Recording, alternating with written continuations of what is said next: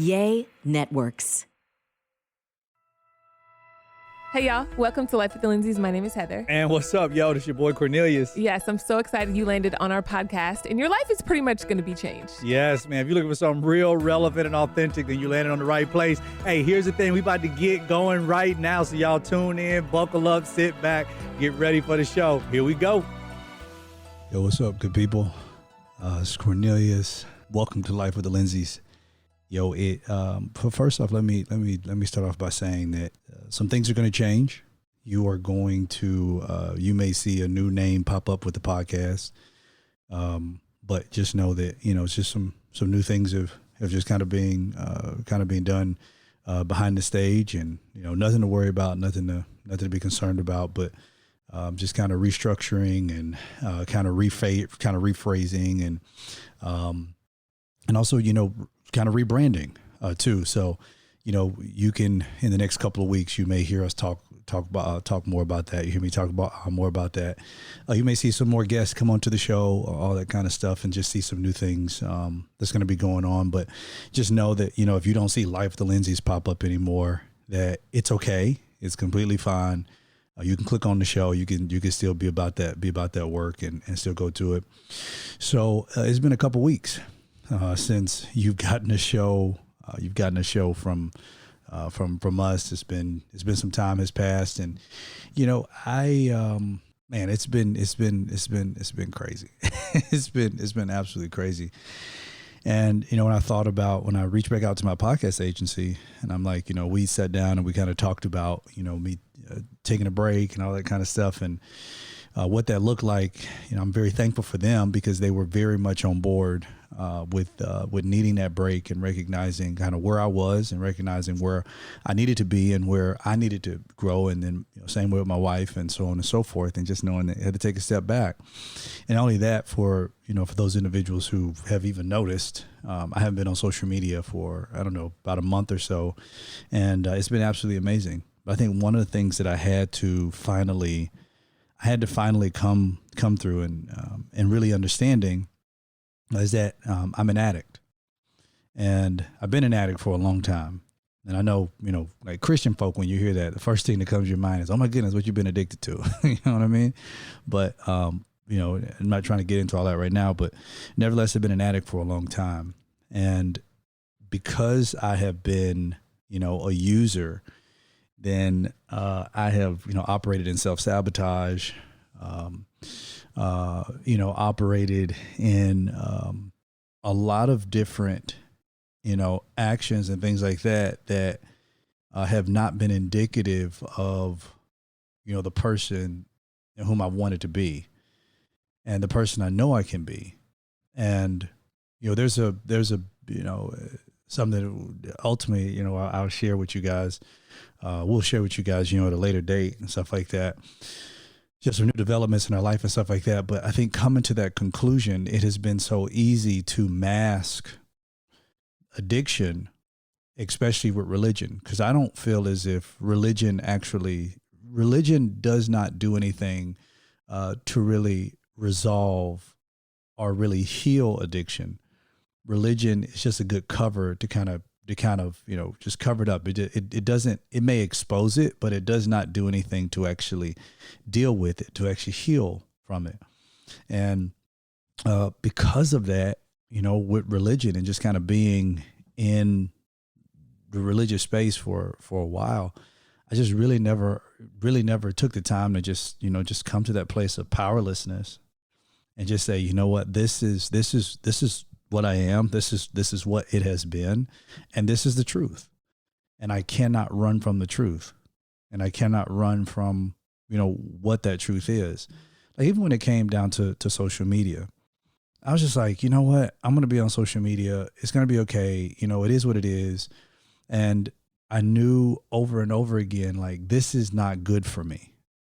This isn't good for me. It's kind of like, if you're in a cage with a bear and you're fighting a bear and you're looking at the bear and you're like, you know what? Yeah, the bear is hurting. Like the bear is cutting me and, he'll growl every now and then, but he's asleep now. The bear's fine. I'm okay. I'm okay. And everybody's like, no, you should probably come out of the cage. You're like, no, I'm okay. I'm okay. I'm okay. That's kind of how it was with my relationship with social media and other things. It was like, I know the danger and the detriment that it causes. But the problem is that I don't want to come away from it because of this idea, this fantasy of what would it be if I lose it. But not realizing that I've exposed and just opened up my whole life to a whole different world that I don't believe that God ever intended for me to have. And it's important for me. I'm not saying anything with you. I'm not telling you to do this. I'm not saying, oh, this is supposed to be a great revelation for you. I'm just talking about me for just for a moment. But what was important for me to do is step back and say, you know what? I have to finally break away from some things, and I have to make some real life changes in my life just so I can heal, and just so I can come to a sense of a place where healing is needed, and where healing is where God wants to touch, and I got to let the light shine on those places that have just been darkened. I feel like that is so important. And so, not being on social media is like, man, like I finished more books than, I have in a long time. It was crazy. So my first week off of social media, I would always say, oh my goodness, I would tell people all the time, like, oh, I'm not really on my phone a lot. I'm not on my phone a lot. I'm not on social media all the time. I'm not on social media all the time. My first week away from social media, I get a notification on my phone that says that my screen time was down 48%. And I'm just like, I looked at that for a moment. I just had to think about it. I'm like, yo, 48%? So you're telling me I've been spending all this time from in my head trying to rationalize it, saying, oh, but I'm helping people, or, oh, but I'm doing this, or, oh, but I'm doing that. But in actuality, I'm scrolling. I'm opening up my eyes to things. I'm opening up my heart to things. I'm doing all these things that are just countering not only who I desire to be, but it's ruining my creativity because I'm not thinking clearly. Our brain is so powerful, and we come up with all these different creative activities throughout the day, all these different creative activities, all these different things that God, he downloads all of these witty inventions inside of us, and he gives us all of this wisdom, right? And then we're thinking ourselves, like, we wake up like, oh my goodness, that was a great thought. That was a great thought. And then we get on social media, or we get around people who may be doing, somewhat the same thing. And then what happens? It's like the creative idea that God gave you, you begin to downplay it. You begin to dumb it down because you're like, oh, somebody else already done that. Like, you have that book that God gave you in your head, and you're like, oh my goodness, this book is going to be amazing. You're thinking, I can write this book. I can write this book. And then you get out there and you start looking at everybody else's life, and then you see somebody who just released a book, and the book may not be anything like yours. It may not be anything like yours. But you look at it and you're like, you know what? Well, it has some of the same components, and look how well they're doing with the book. And oh my goodness, look at their book cover, and look at this and look at that. So that creative idea that God gave you, is slowly diminished because now you're thinking to yourself, it will never live up to the same expectations that book did. So now you're limited in your creative ability and your creative experience because of the experience that you have and like what you're allowing into your world. I just realized that my world has been toxic for a really long time. And I think coming to that conclusion has been, I would love to have said that I have been at that conclusion before, but never to the depth of my reality. Am I there now? I think, I forget, it's A.W. Tozer. He said something, and I won't say it exactly how he said it, but he said that I have yet to believe that God can use a man greatly before he breaks him deeply. And I always heard that quote, and I thought that quote meant that, God is going to do like this spiritual surgical work inside of this man or inside of this woman. And because of that spiritual surgical work, then that person will now be ready to be utilized for spiritual activity.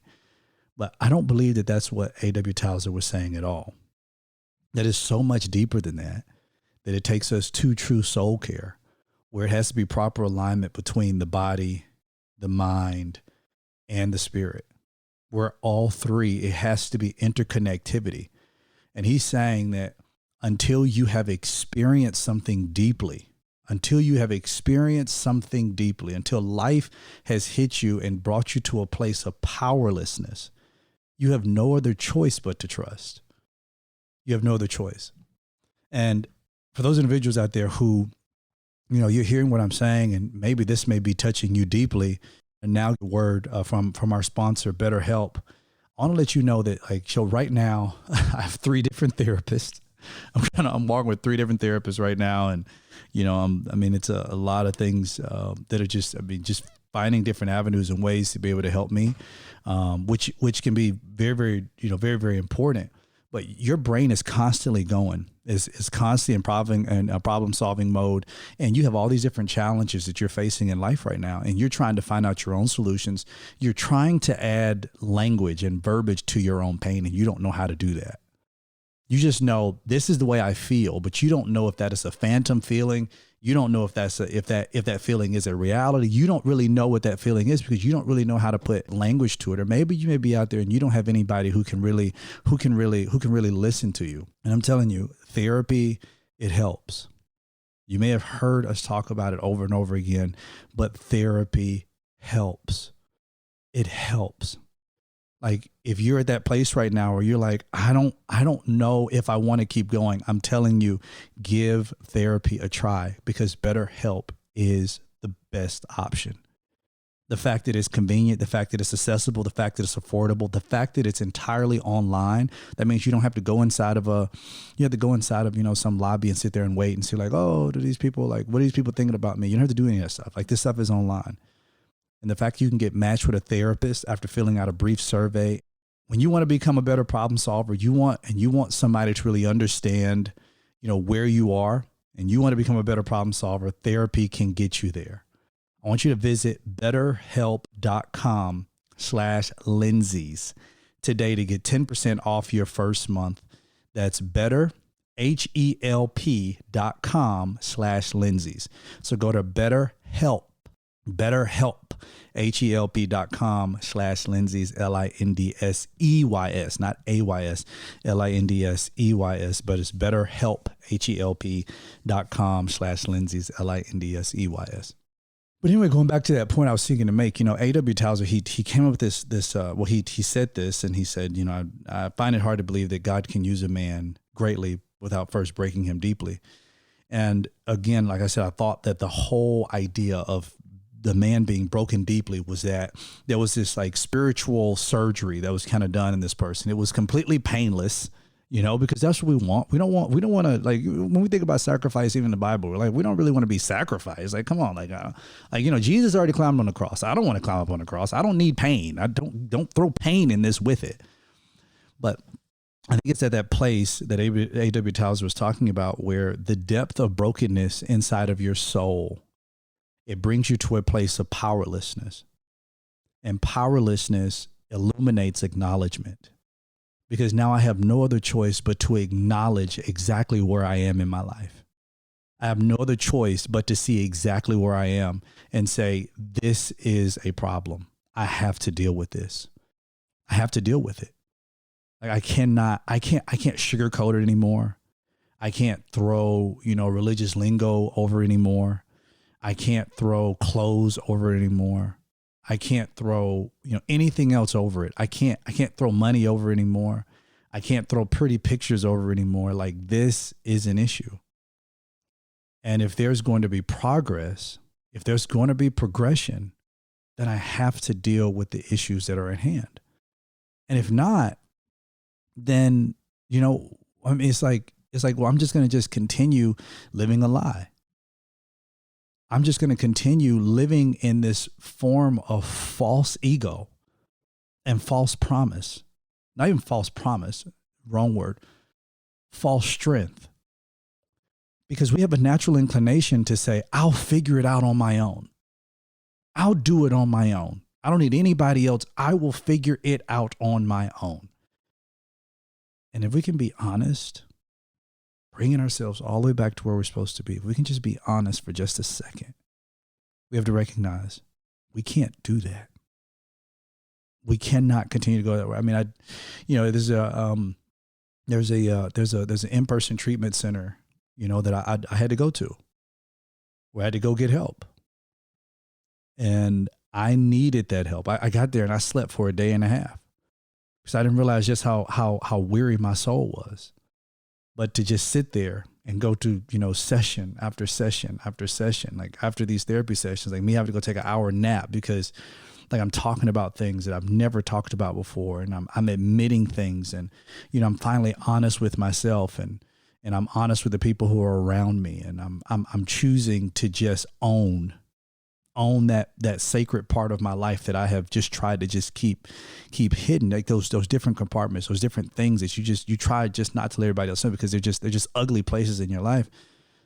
It's like that at that point that I just started to see, okay, this is where true healing can happen, because I got to a place of powerlessness. I got to a place where now I am broken deeply. And it's only in this place of pure honesty.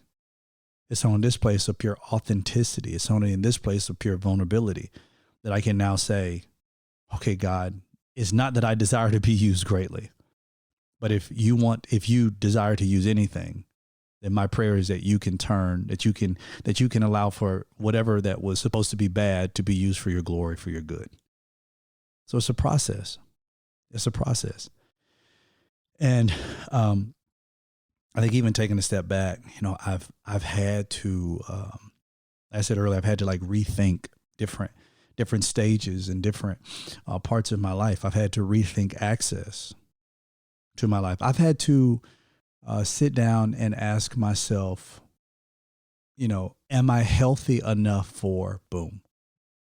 Am I healthy enough for this? Am I mentally and emotionally healthy enough for this? And not that sense of, I think I am. Not in a sense of false self. I think I am. I think I can.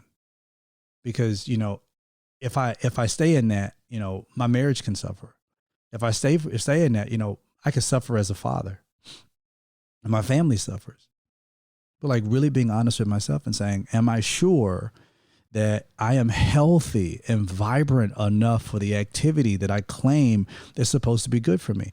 And if I can be completely honest with you, I took a step back, y'all, and I was like, I was talking my wife, and she shares something with me. We're having a difficult conversation, and she looks, and we're talking about social media, and I told her, I said, I had gotten to a place where I looked at social media and I thought, well, if I'm not on there, then, at the top of the line, because you want to be the hero, right? It's like, well, I'm helping people. People are encouraged by what I post. So I'm helping people, or, and then I started, rationalizing, well, I'm helping people. I'm doing this, I'm doing that, and all these things. And, if I'm not on there, then how will people know this? How will people know I have a book? How will people know I'm doing this? How will people know I'm working out? How will people know this? And then I went away, and went to my time of meditation, went to my time of prayer, got out my journal, which I've started back doing now, which is absolutely amazing. But I got back to that, and I said, you know what? I need to really, really, really get in, really, really hone in on this. And that place of prayer, the Holy Spirit said to me, he said, you've trusted in social media and everything else outside of it more than me. And I thought, so now I can't run. I'm at a place of powerlessness. I'm just like, you're right. You're absolutely right.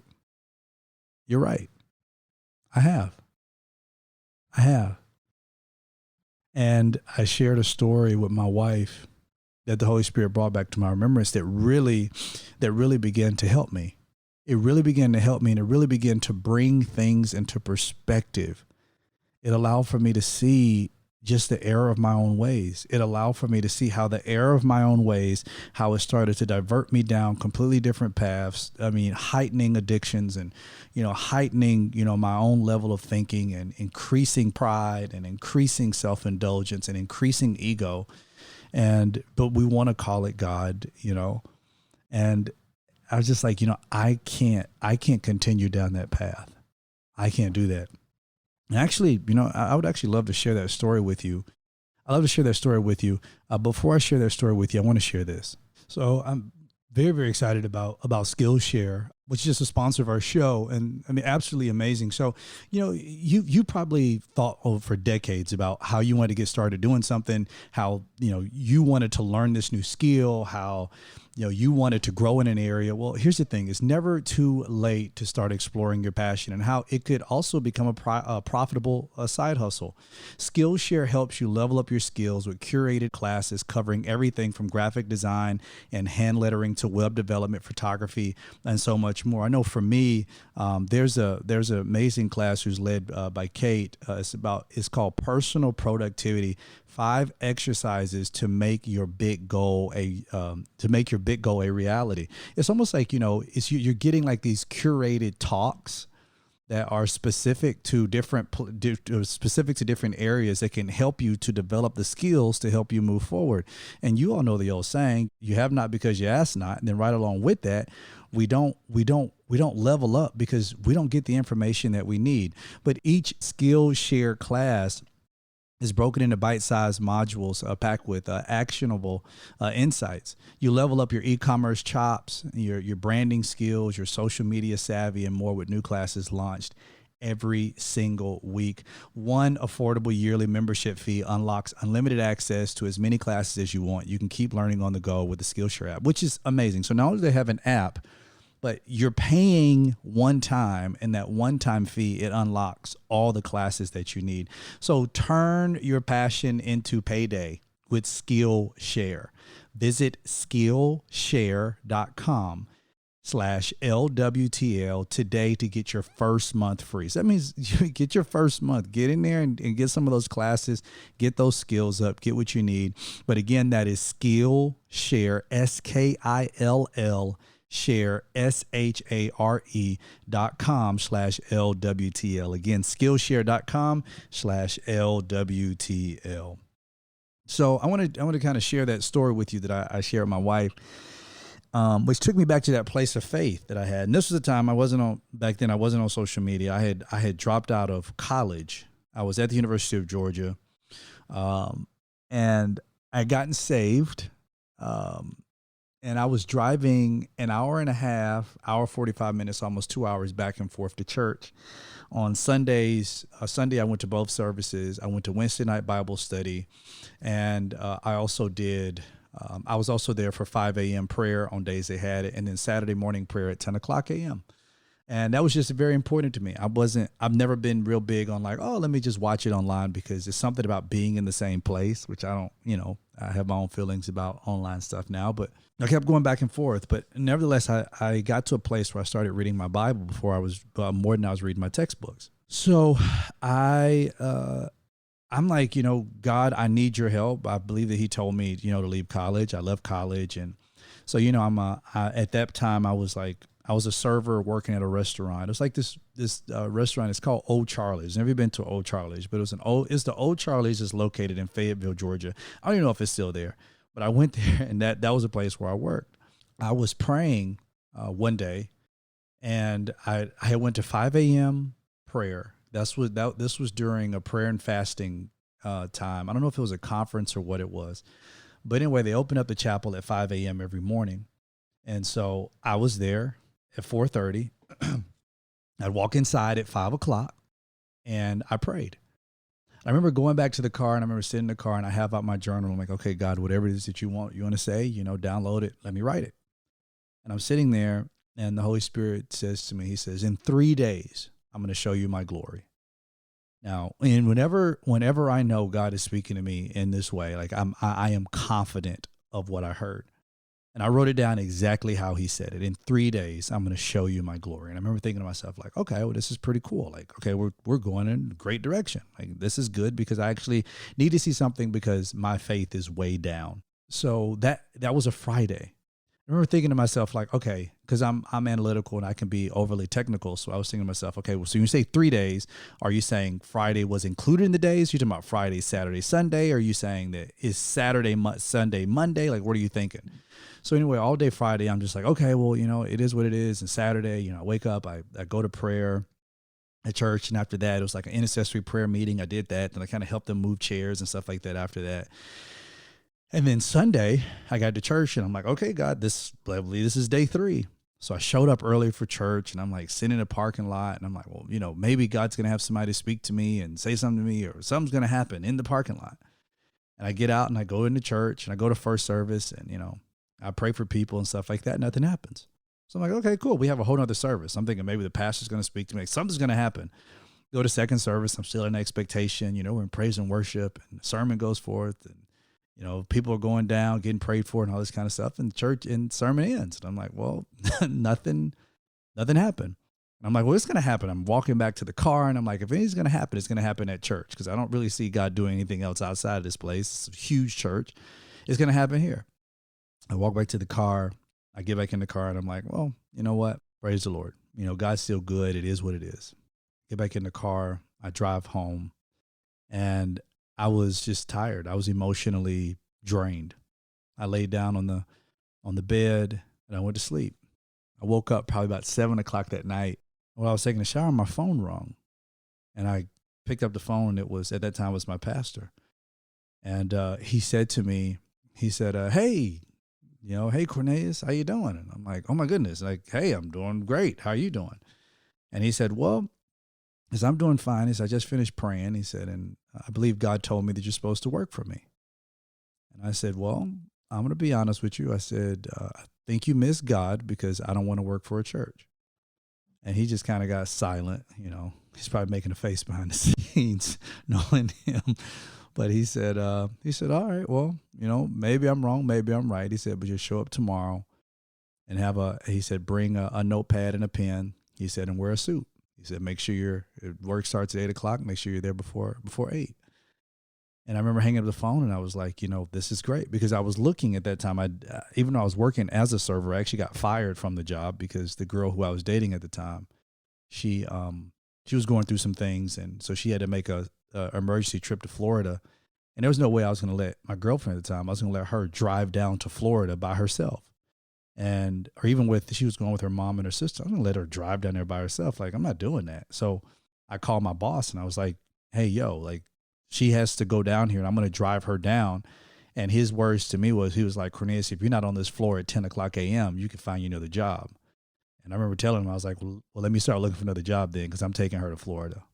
And so I did all that. So I got fired from the job. So here I am. I'm living in my parents' house. I'm believing, God for money to pay bills and stuff like that. I'm looking for another job. And then that Sunday, that phone call was like, well, here, I'm going to give you a job. Not to give you a job, but give you an opportunity. Give you an opportunity that, ultimately turned into me, having an expansive view of ministry, to see a lot of things that I probably would not have seen, in any other type of scenario, which I think really heightened my faith, because when we got started in ministry, my faith was already at a level of what I had seen. And that's typically how it goes. That's the reason why, kids that are exposed to more places and exposed to more things, they usually can do more because their exposure level.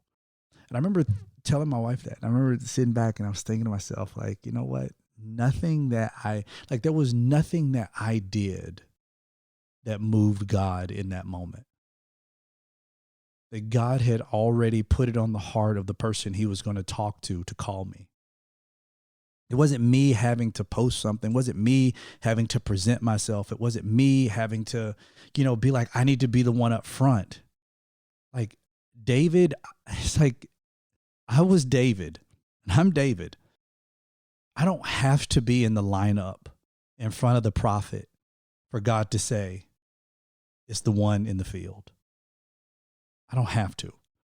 And because of my mentality and addictions and all that kind of stuff, because of that, I had always believed I need to be the one in the lineup. I need to be that one. I need to be in the lineup. I need to be up front. I need to be center. And that's not truth. That's not reality. At least it's not for me. Again, I'm not preaching this on y'all, I'm talking about me. So, like I said at the beginning, change is good. Change is good. Change happens for a reason. And change is good. And my only encouragement is that you hear this and you're able to recognize, some changes you need to make in your own life. And if there's any type of encouragement I can give you, it is stop lying to yourself. Just stop lying to yourself. And now, even in this space where I'm at right now, if I can be 100% honest with you, it's like I'm rebuilding my confidence to even believe that I belong anywhere to encourage anybody in his body. Like, I've been very encouraged by the story of Peter, after Peter, renounced Christ, 3 separate times. And then he stands up in Acts 2 and he preaches a sermon where people's hearts are pierced and says they want to change. I mean, they're asking him, so now what do we do? This is Peter. I mean, it's almost like, God, out of all the disciples, you chose the one who denied Jesus 3 times? Like legit. Are you kidding me? I look at David and how David committed adultery, had this baby. God said, this baby will not live. The baby dies. The people are afraid of David. He comes out, he tears his clothes, and he washes his hair, and he goes out and he goes right back in, has a baby by Bathsheba again, and they have a son. They have Solomon. It's like, I'm looking at this to say, you know what? God can still use it. You even think about Saul, a man who persecuted the church. I mean, the church was afraid of him. And then he has this cataclysmic experience with Jesus on the road to Damascus, where his eyes are blinded for 3 days. And it's easy for you to look at that and say, oh, his eyes were blind. His eyes were blinded because it's all illusion and it's all just kind of alluding to what's going to happen with Jesus Christ when Jesus goes to hell and all this kind of stuff. But you think about it, it's a place of powerlessness. Because the eyes are the light of the soul. And when we're at that place of true submission and true powerlessness, I believe that's when God can really shine through the most. I'm encouraged by those stories because I know that as terrible as I have been, I know that God can still use me. And I say I know that in saying that I'm learning and knowing that. I actually said to one of my therapists, I said to him, how can I believe that God can use me? And he looked at me and he said, well, Cornelius, let me be honest with you. He said, is there anybody out here that God can use? He said, you show me one person out here who thinks that they are worth using. He said, and I'll call them a liar to their face. He said, none of us are worth using. But it is, as the scripture says it is in our weakness that he is made strong. So I pray you got something out of this. I pray you can share this with your family, your friends. But again, in the coming weeks, if you see a new name pop up on the screen, we'll be talking about it and sharing that kind of stuff with you. Don't throw it away. Don't unsubscribe. Don't be like, oh, they left us, all that kind of stuff. You see some new branding, stuff like that. It just kind of is what it is. But just moving into a new season, moving into a new place. A change can be scary for some, but let me tell you, it's always good. All right. Love y'all so much. Make sure you share this with your family, your friends, everybody to subscribe. Make sure y'all kick it with us. God bless y'all. And also, if you're also listening to Be Honest will be discontinued. You can just come right here. So we're about To Be Honest anymore. There's no reason for me to have my same voice in 2 different places. So you can just come right here with us. All right. God bless y'all.